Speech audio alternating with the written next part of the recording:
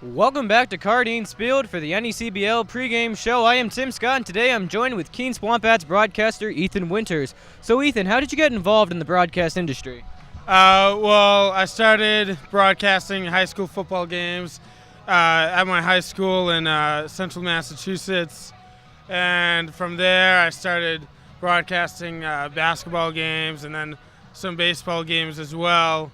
And then I went to school at High Point University in High Point, North Carolina, which is about 20 minutes from Greensboro, in between Greensboro and Winston-Salem, where Wake Forest is. And from there, I broadcasted games such as, for sports such as volleyball, soccer, lacrosse, women's basketball, baseball, and from about the time when I was a sophomore, I was one of the main broadcasters for the baseball team. So, how did you get involved with the King Swampbats? It was actually funny.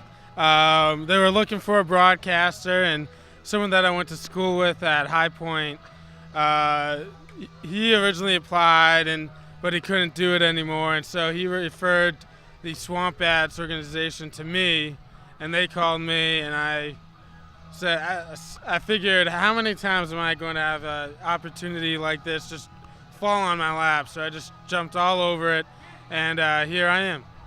So, what have you liked so far about the Swampbats season this year?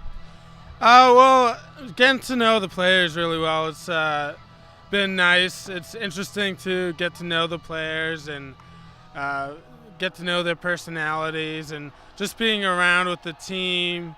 And also the Swampbats provide housing for us, which is nice. Also, so I don't have to worry about rent. But just being around the team is what I've liked most about the Swampbats. What is one strength of the team you've noticed so far through the season? I would have to say pitching. Starting pitching has done really well this year. Early on in the season, when we were still missing a lot of guys, we had quite a few tough luck losses. In our last game on Saturday night, we had an outstanding pitching performance from the bullpen, coming in and throwing 9 shutout innings en route to a 4-2 Swampbats victory in extra innings, as that game went 12.